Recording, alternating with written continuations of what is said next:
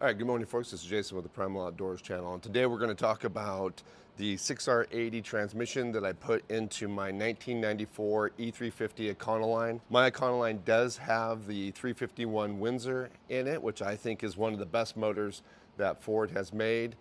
They've made some other good ones as well, like the 460 and the 302. But these are just great workhorse motors that last a good long time, and they're not very complicated. But one of the challenges, because I did convert this over to four-wheel drive, is the E4OD transmission, which is not really one of the better transmissions that Ford used.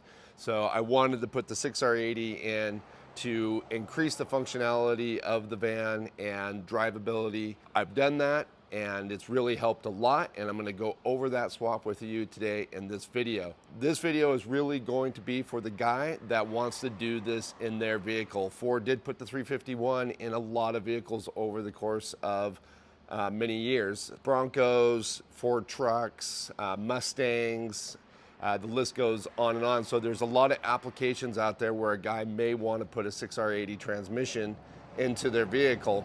And there's not a lot of really great information out on the internet. Trust me, I did a lot of searching to get this job done. And if you have a vehicle that's not very popular as far as doing modifications to four-wheel drive modifications to these vans is very popular, but transmission swaps or doing different transmissions, nobody has any videos out there on this. Nothing that I felt like was very comprehensive. So we're going to try to cover a lot of that information here. I'm going to try to make the video very concise, but try to cover a lot of the aspects of getting this done and a lot of the issues that I ran into. All right, so first thing we're going to do is go through some of the main components that you're going to need to be able to complete this swap.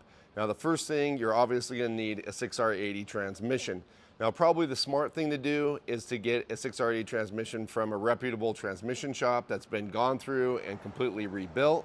But I didn't have the money for that personally, so I went with one from the junkyard. I did go through the transmission and replace some of the known problems that are with this transmission, namely the lead frame is known to have issues, and that often needs to be replaced. So I did all of that while the transmission was out of the van, made it very easy to do. There is a great video already out on the internet that kind of goes through replacing the lead frame and several other little small service items. Now, because there are also issues bolting the 6R80 transmission to a 351 Windsor, I went with an adapter kit from Transmission Adapters. This came with several pieces that I was going to need. Came with the adapter that would allow me to bolt the transmission directly up and all the components that would be needed to make that work. But it also came with a new starter motor that works with the adapter kit, and it came with a US shift controller, which is needed to be able to program and control the transmission since the transmission is completely electronic. Now, a couple side notes when going with this adapter is you will need to make sure that your transmission is a 2011 or newer, and it has to be out of a V8. They did make some 6R80s that were made to go with V6s, and those will not work with this adapter. It has to be one out of a V8, so either a 5-liter, a 5.4, or a 6.2. The one I ended up getting is actually out of a 6.2 liter. There are some other adapter kits on the market, but I went with the transmission adapters kit mainly because it didn't require you to have to cut any material away from the bell housing of the 6R80, and some of the other adapter kits that I saw, you had to do that in order to get the starter motor to fix up. Now, another thing you're going to have to consider if you have a vehicle that has an ECU is you're going to need to get rid of the old transmission data. With my van, it was OBD1. I couldn't find a clear and direct way to be able to get into the computer and remove that. I don't think it's possible with that old type of computer. I ended up pulling that computer completely out and swapping it out with a Holley Terminator X. I am going to make a completely separate video on the Holley installation just because that whole part was a serious challenge. Their website's awful, so ordering the components and figuring out what you need really is a poor experience. Once you get the components, their documentation is awful, and I ended up having to call support several times because of information that's just not in the documentation. And there's a lot of components going with the Terminator X where you're going to also be getting parts from MSD, and their integration between the two companies, which is one company, is awful. And trying to integrate MSD products with the Terminator X was just, the whole process was challenging. Now, I will say, now that it's in and functioning, I'm extremely happy with it. You know, I've got capabilities that I never had before with the old computer, the ability to customize the Holly in ways that I never was able to before, which has been extremely advantageous, especially since this thing's been converted to four-wheel drive. It's a completely different beast. So being able to tune the motor specifically for my application has been great. But getting from point A to point B was a lot of frustration. So like I said, we'll cover all of that in another video. But just so you know, in this video, a few other things besides the Terminator X that I had to get with that system was I had to get an MSD6 CD box. I went with the Pro Billet distributor, MSD coil. I also decided to upgrade the 3-inch display that comes with the Terminator X to their new 5-inch display. Now, another component that was integral to my application, but maybe optional for you guys, is a transfer case. I wanted a transfer case that would mate directly up with the 6R80 and be a solid and strong transfer case, because I do take this van off-road a lot. I went with the Advanced Adapters Atlas because they did actually have a adapter that connected the Atlas directly to the 6R80. With the Atlas, I got the adapter obviously, and also their shift kit, which comes with cables and shift levers.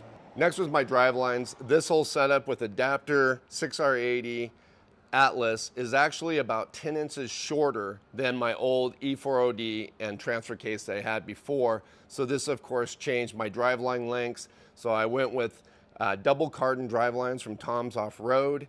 They're really nice built drive lines, and they've got great information on their website on how to measure and find out the right U-joints that you're going to need for your application. So I just went through that process and ordered everything from them, and when I got it, everything fitted up perfectly.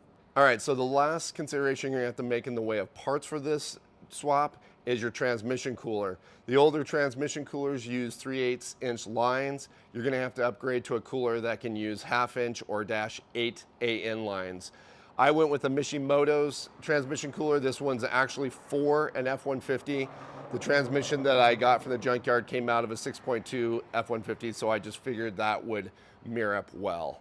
And so now that we've gone through all the major components that you need to be able to do the swap, let's do a walk around the van. I'll show you each piece and talk about how it went together and some of the challenges I ran into along the way. So we're underneath the vehicle right now, so we can talk about how the transmission actually adapts to the motor. Like I said, I bought an adapter kit from Transmission Adapters. It's a 2-inch piece of aluminum that connects the bell housing to the motor. Inside you have a spacer that fills the space, so that way the torque converter actually bolts up to the flex plate. And then you have a space in the adapter where your starter motor bolts up, is able to turn your ring gear on the flex plate. Now the one challenge I did have was my starter motor, it bolts in, but it was just a little bit too far away from the ring gear, and there's no way from Transmission Adapters to adjust that so that it will mesh well. I ended up augering out one of the holes, and then I put a little set screw in the side so that it would make sure that once I bolted it down that I could lock that set screw so that the starter motor couldn't shift.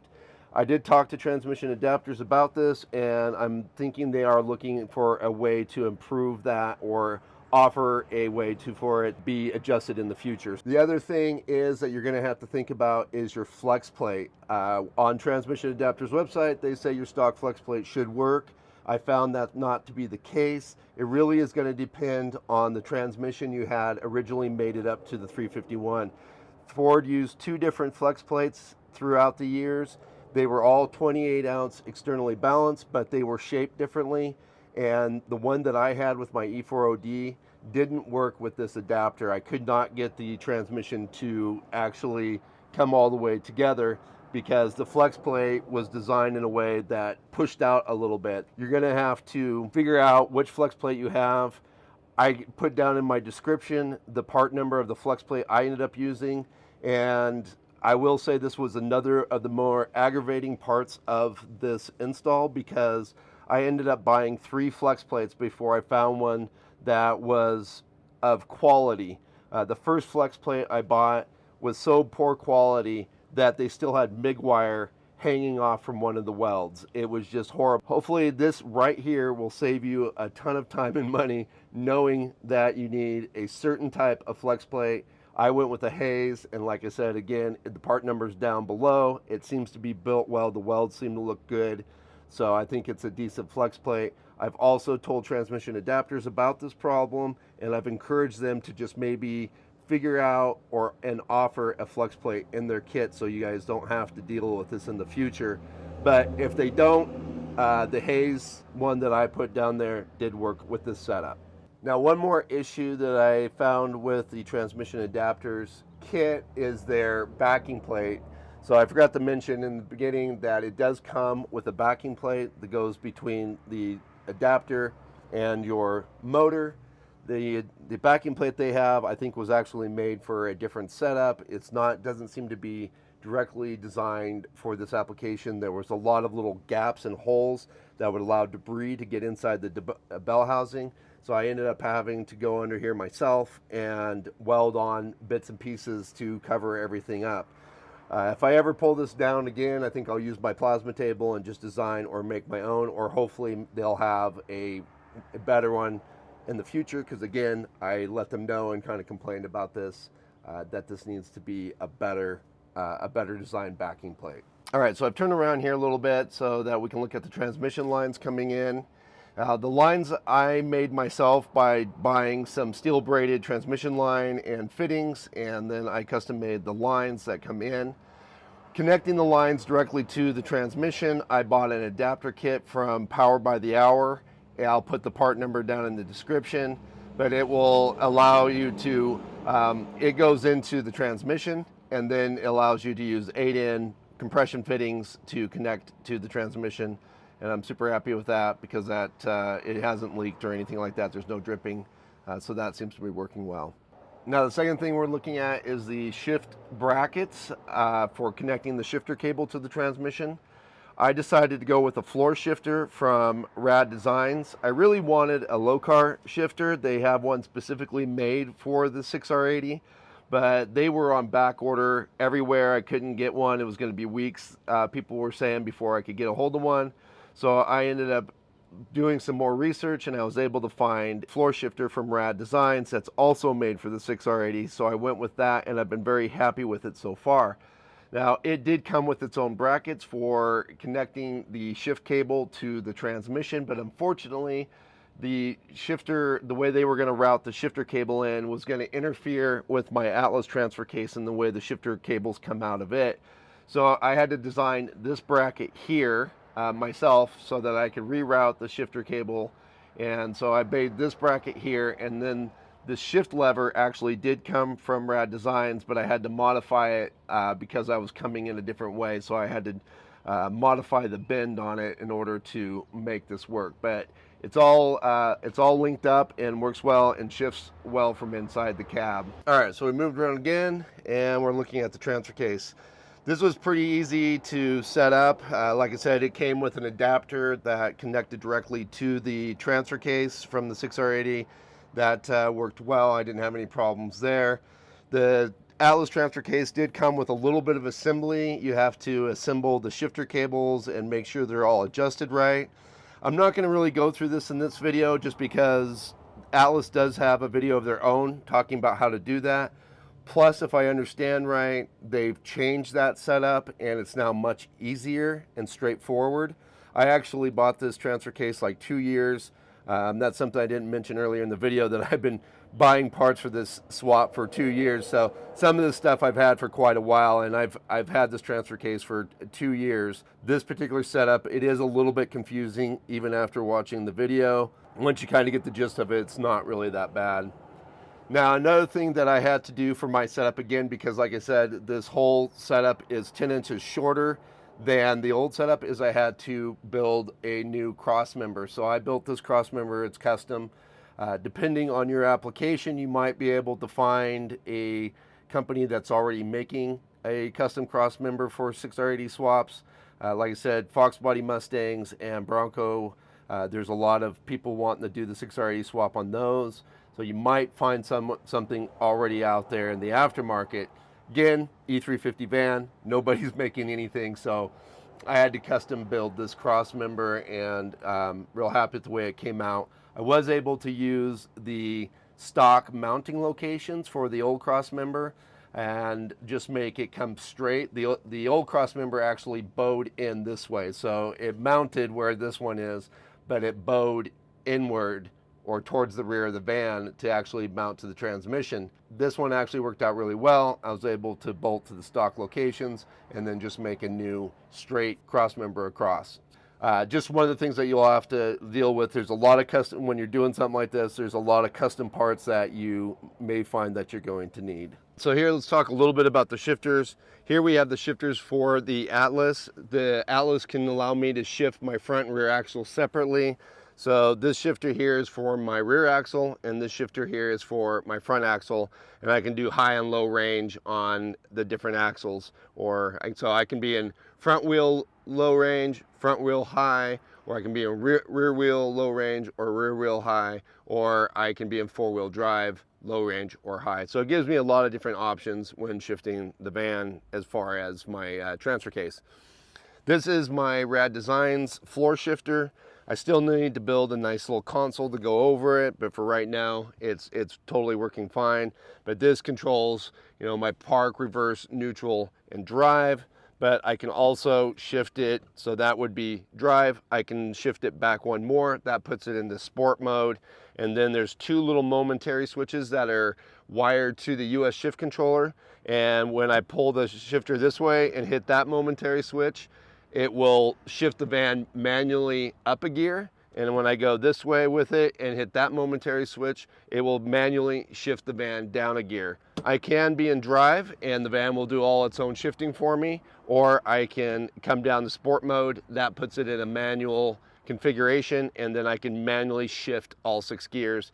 And that was the biggest thing that I was looking forward to when I did this swap, is having manual control over the transmission when I'm off-road. The challenge with the old transmission is that this van was never four-wheel drive, so the computer didn't understand four-wheel drive low. And if I put it in drive, the computer didn't know how to handle the low range, so it would just hunt gears and was pretty much useless. With the column shifter, I had first and second that I could shift manually, and that was the only control I had, and that was just extremely limiting when I was in low range off-road, and I hated it. This has been an absolute game changer, being able to go into low range, shift down, go into manual, and be able to have complete control over the transmission has been huge. One of the side notes, the 6R80 itself has such a low first gear, it's like a granny gear, that I've even noticed that I haven't had to use low range nearly as often because of the fact that I have this new gear that's really low. The second gear on the 6R80 is almost the same ratio as the first gear was on my E4OD.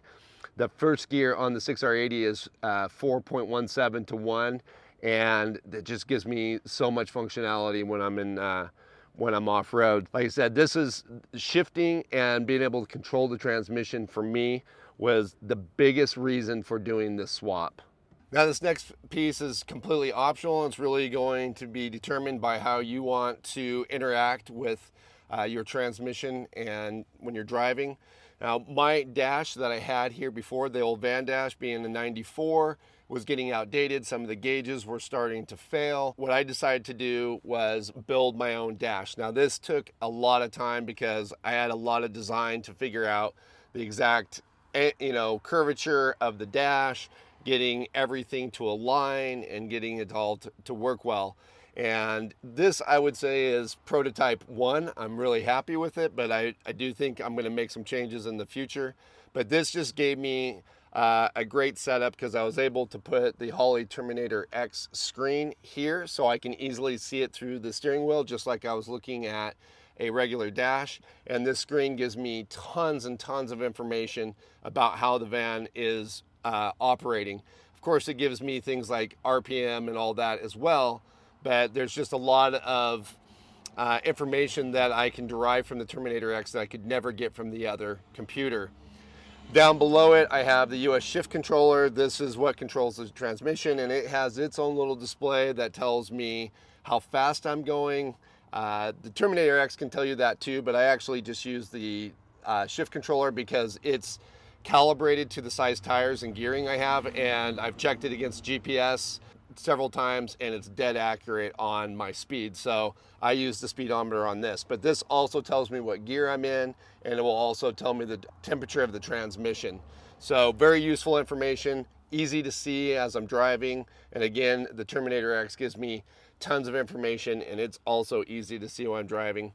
And then I added some other gauges for a few other things that I wanted to be able to see. And then I've got some buttons, like this button here, for example, is a transmission related button that turns my overdrive on and off. Again, this is completely optional and really will be determined by your application and how you want to work with your transmission. All right, so we've worked our way around to the front of the van where we're going to talk about the Mishimoto's transmission cooler I put in.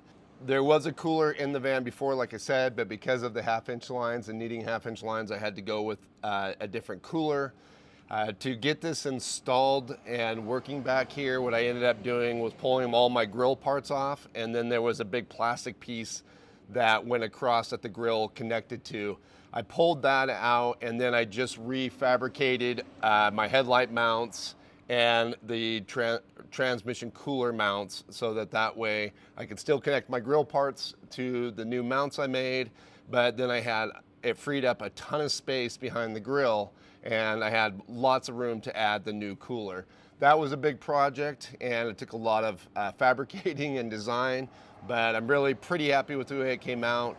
There's a few little issues things that I'm not super happy about that I may address in the future, but for the most part, everything worked out well, and the transmission cooler is securely mounted inside here. Now, one thing that I will note is on the transmission cooler, it did have just push-on hose lines where you just push on and then use a worm clamp.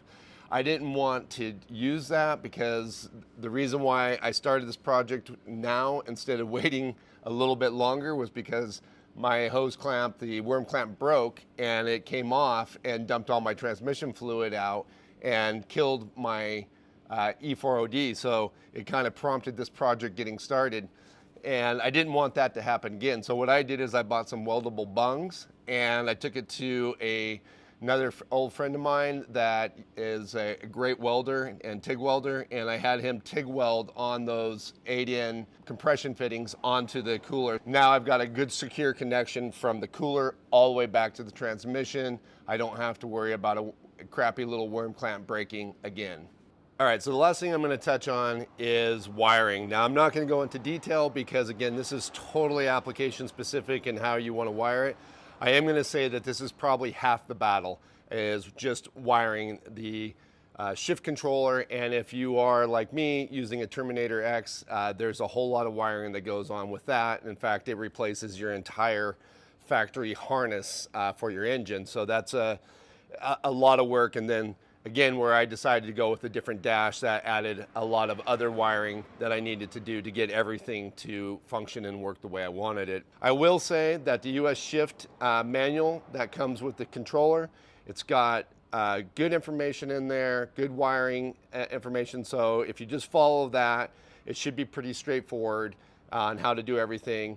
And even though I did complain a lot about the documentation with the Holley system, with the current configuration I have, the wiring diagram they have in the Terminator X is pretty straightforward on that as well. So if you just follow that, you should be able to figure out the wiring. Holley hammers on making sure you have good solid grounds, good solid power connections.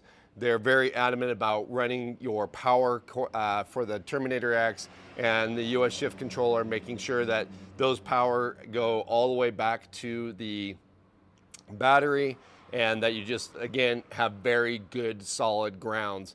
And if you do all that, you should have no problems with either one of those ECUs. I wired everything to a distribution panel, so I came off my battery, with a 1-gauge wire, and I ran it to a distribution panel so that way I could wire everything in there, but that way I could make sure that everything did have solid ground and solid power without having a rat's nest all over my battery. This probably took me half of the amount of time just figuring out all the wiring, getting everything terminated. I soldered and heat shrinked every wire. Again, I just wanted to make sure there was nowhere in the system that I could have a short or a loose wire or anything that would be just a little bit janky that could cause me problems with the system. All I'm saying is take a lot of time, really do this part very well. All right, folks, well, I know that was a lot of information and we covered a lot of stuff very quickly. I don't want to leave you guys thinking that this was a fairly straightforward and easy process. It was challenging. It took me 6 weeks to, get this all working and functioning. Now, a lot of that had to do with, like I said, poor documentation, challenges ordering parts, getting good quality parts, waiting on parts, fabricating parts. I happened to design and fabricate a lot of the little doodads and pieces that I needed to be able to make this work. Now that I've done the process, I probably could do it again in a minimum of half the amount of time. For one, all the parts that I designed, I've already got designed, so I would just have to cut them again and make them on the table, so that'd be easy.